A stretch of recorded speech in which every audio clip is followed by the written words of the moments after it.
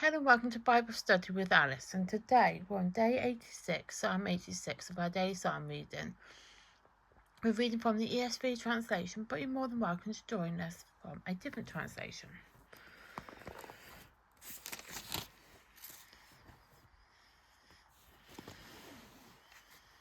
As you can see, we are on Psalm 86. These videos are filmed in real time. Today's date is the 28th of January 25 and it's a Tuesday. There is a disclaimer as usual, and that is one, these videos are unedited and also probably stumble my wording. Let's get started.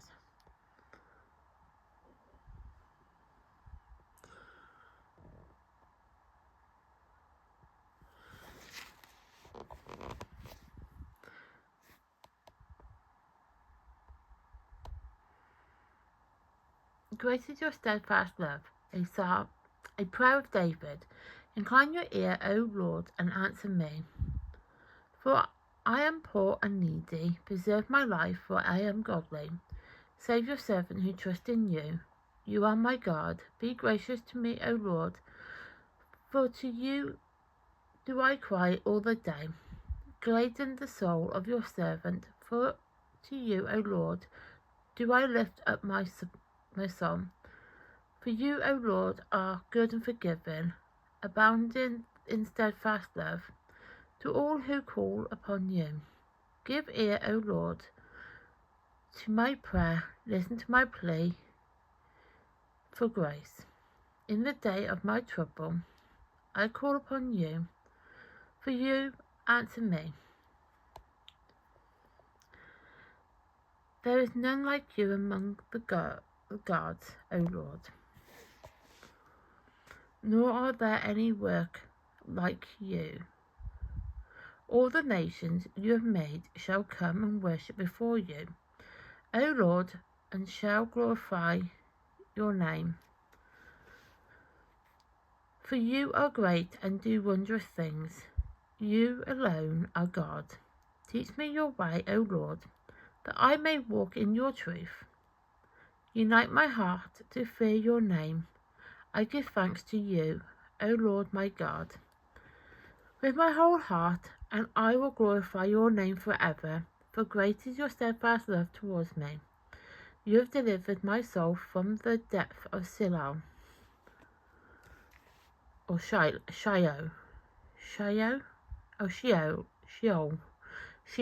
even. I think that's how it's pronounced. O God, insolent men have risen up against me.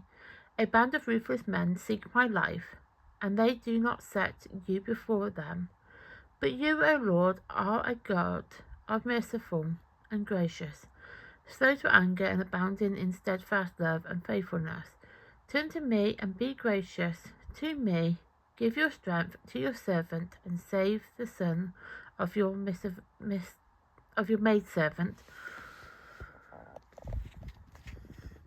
Show me a sign of your favour, that those who hate me may see and be put to shame, because you, Lord, have helped me and comforted me.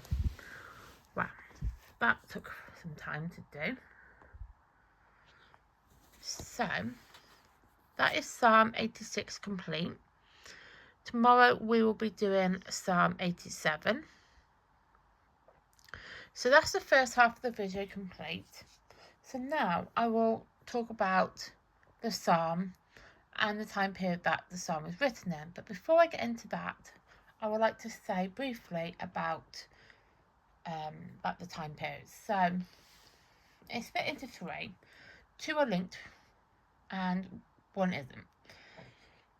So the one that isn't, there are a lot of psalms within the book of Psalms, because obviously the psalms are a big old book. There's 150 of them, and they're written easily over 1,000-year period.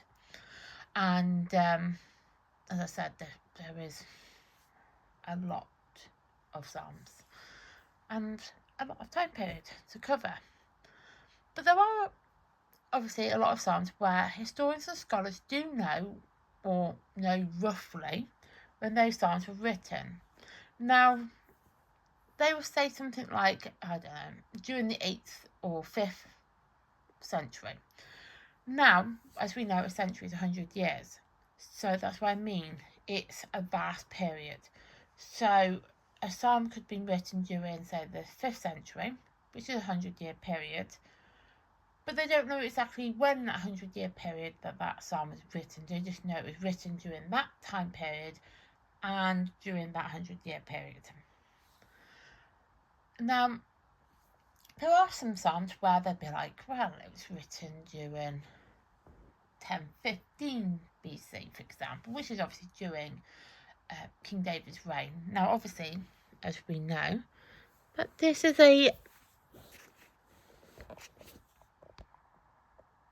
particular one is a prayer of David. So obviously, naturally, this would be during his reign, because obviously it's a prayer of David. So David would be the key author, be the author of this psalm. But, as I said, 1015 would have been during his reign. But then you've got those psalms where are unknown, but they don't know exactly when that psalm was written, because they just don't have a time period they can link it to. But they might have an event or a particular author or something could distinguish that psalm being written during that particular point. So it could be unknown, but case in point, it could be during King David's reign, could be during a war in Israel, could be during a exile period. Those would be the events that psalm would be linked to. And that's how scholars and historians then understand when that psalm was written. Then you obviously got those psalms, and there are a few, but not many, but a few, nevertheless, where they don't have an event linked to it. They don't have anything that could link to it. It could just be some words that the psalmist had put together just because it sounded good at the time, but there won't be an event linked to it. So that is that. So with Psalm 86, it's unknown, and it was during King David's reign, and we know that because obviously, as I said, a prayer of David, which is like right at the very top, a prayer of David.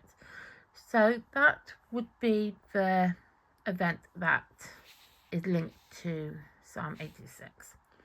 Now, it won't be an event as such, but that is the purpose of Psalm 86. So historians and scholars know that it would have likely have been written during King David's reign, because obviously it said a prayer of David. And obviously then that would be King David being the author. So the purpose of Psalm 86 is a prayer written by David that expresses his need for God, help, mercy and grace. It's a lament, which we will discuss shortly, in which David asks God to relieve his suffering and protect him from violent men. Now, when I say lament, I mean there are quite a few laments. I mean, laments are quite a common theme during the book of Psalms, but we will discuss that, and it does actually get mentioned that as well. So a lament is a type of prayer song that is a cry for God to act in the midst of pain, and obviously here are all the numbers. 86 is there, and their personal feeling, and as I said, the most common type of psalm. Now, the way we do it, or we can do it, is they often begin with an invocation to God, followed by the lament and request for help, and ends with an expression of trust in God.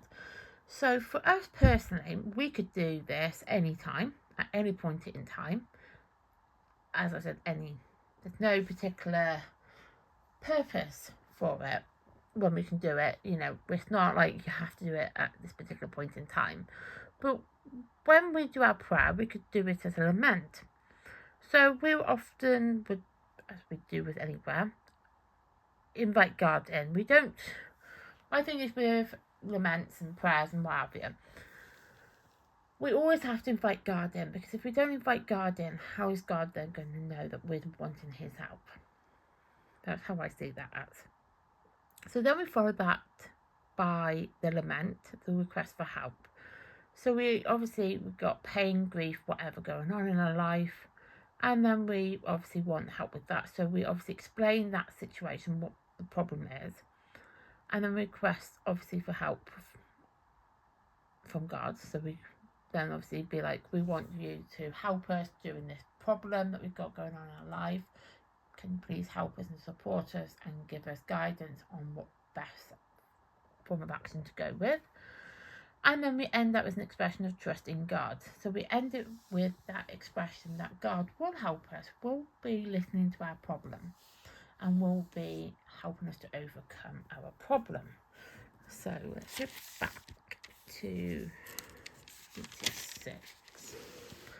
And we go back to the post-it note. So in particular with this, so obviously David, it being the person that's written the prayer, is the one that's wanting the help. So obviously he would invite God in, and then he expresses his need for God's help. So he wants help from God, mercy and grace, because he wants God to relieve his suffering and protect him from violent men.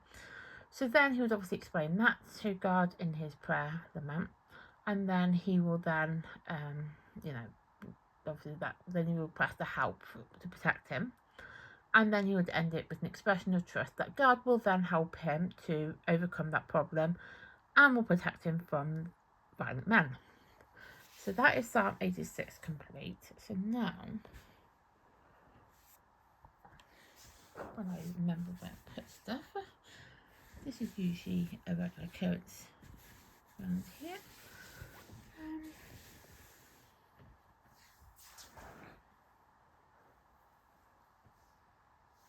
I'm writing a different colour pen because I can't seem to find my pen at the moment. I had it like 5 minutes ago. Well, not 5 minutes ago. About 15 minutes ago. So I'm going to write in a different colour, which is fine. There's no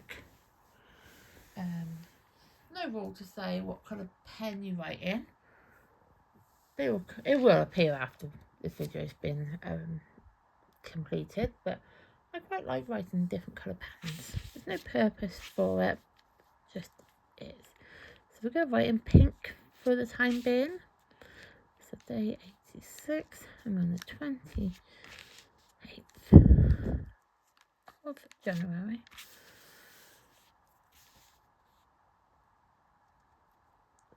We are getting slowly to the end of January. It just feels like it's been a very, very long month. And I know it feels like that. I actually might write in pink on my post-it notes, and I don't know if green and pink goes though, but I definitely will write in my book. Because I have noticed though, I don't know if you noticed, but the black has been seeping through, so you can see it through. So when I wrote the day and date on 84, it's come through. And it's same there when I write on 85, it's come through there as well. So the pen's probably not the best pen to use for the Bible itself, but it will be good for the post-it note once I find it, or if it's decided to disappear too, because that's a regular occurrence around here. Like I say, things just go missing, but it'll be fine. It's not the end of the world. But it's also a learning curve. So that is day 86 complete. Tomorrow we will be doing 87, which is actually a very short psalm. It's not the shortest one in the book, obviously. I haven't got to that yet. But it's quite short. I quite like it when there's a shorter psalm because it also helps, well, I just like short. I don't mind if it's short or long. in all fairness, I am actually waiting to get to day 119, which is Psalm 119, because that is a very long psalm. I will actually quickly show you what I mean. So, it's not yet. So it goes, so on this particular book it's on 512, so it starts, so you got it there. So it goes over one full page and half a page. Then you got 2 full pages. And then you got half a page. So it's quite a long page. Yeah. Like I said, it's very long. But then the shortest psalm is also coming up. 1717. It's actually, that is very short. That is actually the shortest psalm. So yeah. So we are going now to them. And as I said, they are all relevant in their own way. On if they're, they are all relevant to the Book of Psalms. That's why they're in the Book of Psalms, because they are very relevant. So yeah, so thank you for watching. Please like my content. I'd really appreciate it if you could. And please turn on the notification bell so you get notified of when future content gets uploaded to the channel. And please subscribe to my channel. I'd really appreciate more people to my little family. Thank you and goodbye.